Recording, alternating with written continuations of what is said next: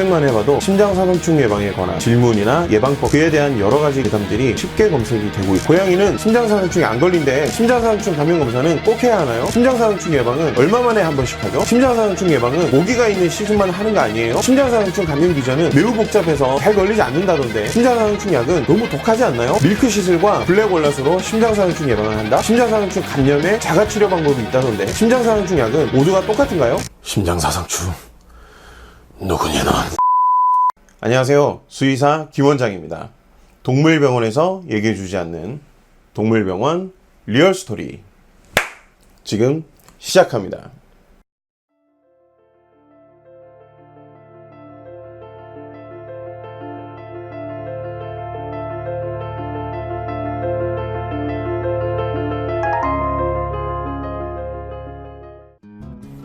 반려동물의 예방수의학을 교육하다 보면 예방접종만큼 이슈가 되는 주제가 몇 가지 있습니다.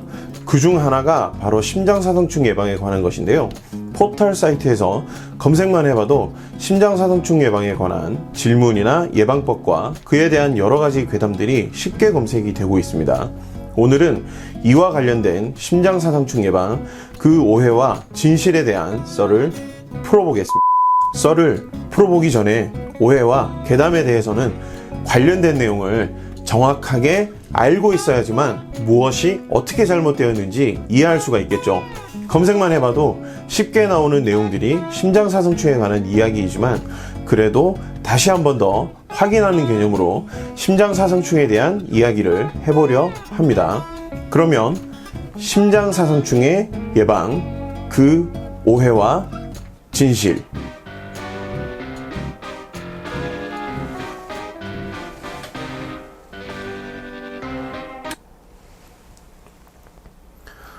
심장사상충 누구냐 넌.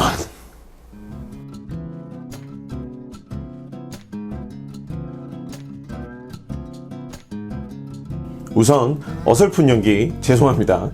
심장사상충 예방에 관해서 포털 사이트에서 검색을 해보면 상당히 많은 글들이 나옵니다.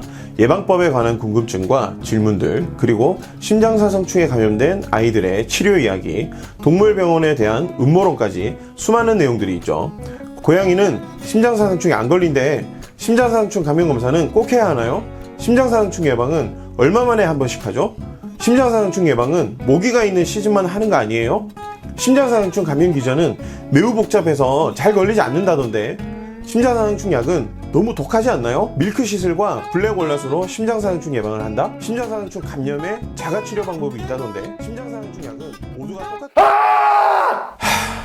하나하나 말로 하기에도 너무 많은 내용들이 인터넷에 널려 있는 게 현실이죠. 이런 내용들을 지금부터 하나하나 풀어나가 보려 합니다.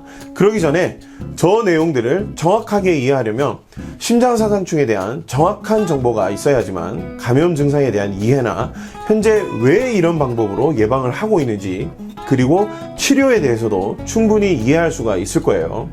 워낙에 많이 다뤄진 내용이고 인터넷에 검색만 해도 쉽게 볼 수 있는 내용들이라 이미 충분히 알고 계신 분들도 계시겠지만 복습하는 마음으로 한번 봐주시면 좋겠습니다. 심장사상충은 중간 숙주인 모기를 통해 전파가 되죠. 보통은 강아지가 최적화된 최종 숙주이긴 한데요. 고양이에게도 감염이 되고 사람에게도 감염된 이력이 있습니다. 물론 메인 숙주인 강아지와는 감염에 대한 반응이 좀 다르긴 하죠. 고양이에 대한 감염은 강아지와는 다른 부분이 있어서 심장사상충의 오해에 대한 다른 영상에서 썰을 풀어보도록 하겠습니다. 심장사상충은 주로 폐동맥과 우심실에 기생하면서 문제를 유발하는데, 우심실은 몸을 순환하고 돌아온 혈액이 폐 쪽으로 가기 전 심장에서 혈액이 모이는 곳입니다. 그리고 폐동맥은 심장의 우심실에서 폐 쪽으로 가는 혈관이죠. 감염이 심한 경우에는 후대정맥까지 사상충이 기생하는 경우도 있습니다. 이 감염으로 여러 가지 문제를 유발하기도 하지만 가장 흔한 문제는 혈액이 흐르는 곳에 있다 보니 혈류장애를 유발하는 것이죠. 초기에 나타나는 증상인 기침이나 운동곤란은 바로 이런 혈류장애로 인해 나타나게 되는데, 아이들마다 체격이 다르고 혈관이나 심장의 크기도 다르죠. 그래서 대형견들에게는 증상이 더 늦게 나타나거나 무증상으로 감염 상태가 지속되는 경우도 있습니다. 반대로 생각하면 소형견종에서는 치명적일 수도 있다는 말이 되겠죠. 쉽게 설명드리면 4차선 도로에서 차선 하나에 차가 정지해 있는 것과 2차선 도로에 차가 정지해 있는 경우, 이때의 차량 흐름의 차이를 생각하시면 쉽게 이해가 되실 것으로 생각이 됩니다.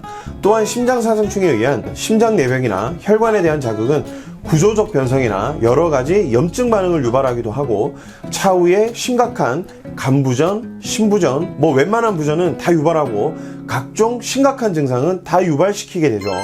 심장사상충의 생활사에 대해서 한번 이야기를 해보면, 보통은 유충에 이미 감염되어 있는 모기가 강아지 같은 체종 숙주를 흡혈할 때 모기 체내의 유충이 숙주로 옮겨가면서 감염이 시작됩니다. 이 심장사상충은 여러 단계의 성장을 하게 되는데, 그 단계를 유충인 라바에 L을 따서 단계별로 숫자를 붙이게 됩니다. 보통 숙주 체내에 있는 유충은 L1의 단계에 있고, 모기가 감염된 강아지를 물면 L1 유충은 그때 모기로 옮겨가고, 모기 체내에서 약 2주간 L3까지 성장하게 되는데, 여기서 모기 체내에서 그냥 스스로 자라는 것이 아니고 이 녀석이 성격이 상당히 까칠해요. 성장 조건이 딱 맞아야지만 성장이 가능합니다. 온도와 습도가 적절하게 유지가 되어야 하는데, 최소 온도가 14도 이상은 유지가 되어야 모기 체내에서 유충의 성장이 가능합니다. 이 모기가 다시 숙주를 물게 되면 유충이 숙주에게서 옮겨가게 되죠. 여기서 매우 중요한 팩트가 나옵니다. 바로 최종 숙주 체내로 들어온 유충은 L4를 지나 곧 미성숙 성충 단계인 L5 단계로 성장을 하게 되는데, 숙주 감염 후 L3에서 L5까지 성장 기간이 약 1개월에서 2개월 정도가 걸린다는 이 시간을 꼭 기억해 두셔야 합니다. 왜냐하면 실제로 심장사상충 예방약이라고 하는 약은 사실 유충을 죽이는 약인데요, 이 약이 보통 L4까지만 효과가 있다는 것이죠. L5 단계로 성장한 유충은 더 이상 예방약의 영향을 받지 않고 3에서 4개월 정도 지나면 혈관으로 침투하여 심장으로 이주하게 되는 아주 버라이어티한 삶을 살게 됩니다. 그리고 심장에서 자리를 잡으면 보통 3에서 4개월 정도 더 성장을 하고, 이 녀석들이 드디어 이성의 눈을 뜨기 시작하죠. 바로 유충을 생산하기 시작합니다. 이 유충들이 바로 L1 단계의 유충이고, 이 녀석들이 모기로 옮겨가서 다른 숙주에게로 다시 옮겨가는 이런 피곤한 삶을 사는 게 바로 심장사상충입니다. 내용이 너무 길지만 다른 건 기억하실 필요는 없고요. 이 내용 봤을 때 나 저거 알아, 이 정도만 알고 계시면 될 것 같고, 하지만 우리는 심장사상충 예방에 대한 오해를 풀어야 하죠. 그래서 기억하셔야 하는 내용이 바로 L3에서 L5로 성장하는 그 기간 1에서 2개월, 그리고 혈관을 통해 심장으로 이주하는 3에서 4개월의 시간, 이 내용으로 숙주에서 감염이 되고 심장까지 가는 시간을 계산해보면 L5가 되는데 최대 2개월, 심장 이주 기간 최대 4개월, 그러면 최대 6개월이면 심장에 이주를 하게 된다는 사실, 이 내용을 기억해 주셨으면 좋겠습니다. 왜 이 내용을 기억해야 하느냐? 심장사상충의 진단은 실제로 혈액이 필요하죠.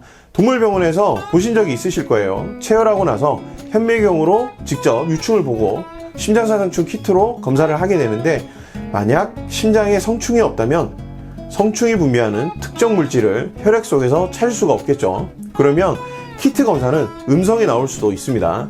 이 말씀을 드리는 이유가, 간혹 어린아이를 분양받아 오시는데 심장사상충 검사까지 하고 오시는 경우가 있으시더라고요.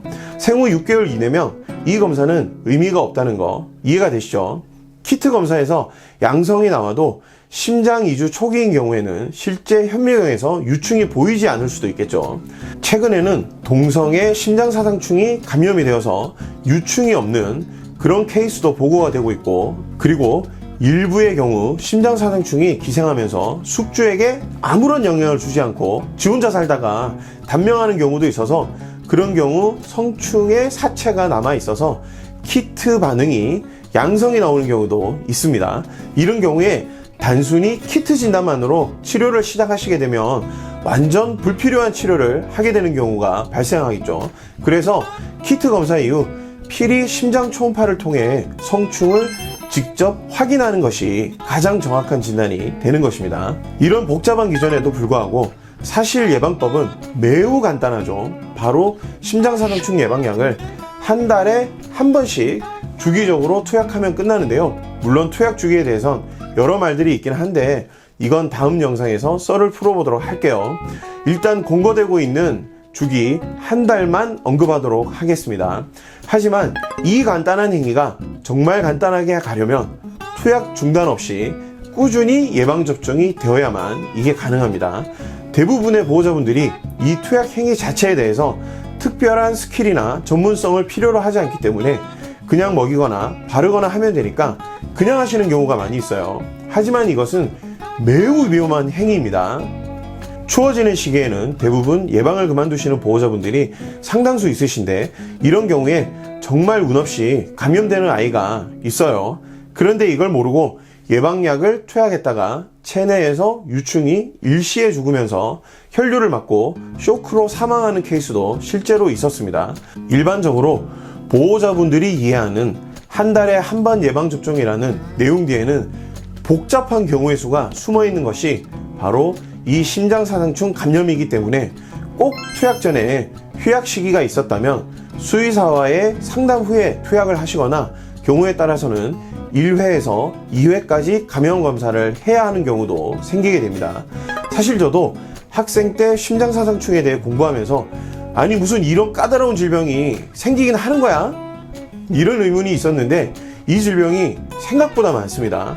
특히나 제가 있는 지역은 아파트 대단지 지역이고 저도 이 지역에 살고 있는데 지역 난방이 저렴하게 잘 되어 있어서 겨울철에도 저는 집에서 반팔티에 반바지를 입고 있거든요. 실제 그런 가정들이 많고 그래서 그런지 겨울철에도 모기가 가끔씩 보입니다.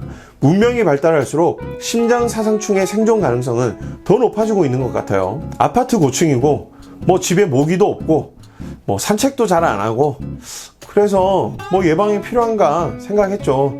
라는 멘트는 제 병원의 사상충 양성 진단을 받은 아이들 보호자들의 공통된 답변입니다.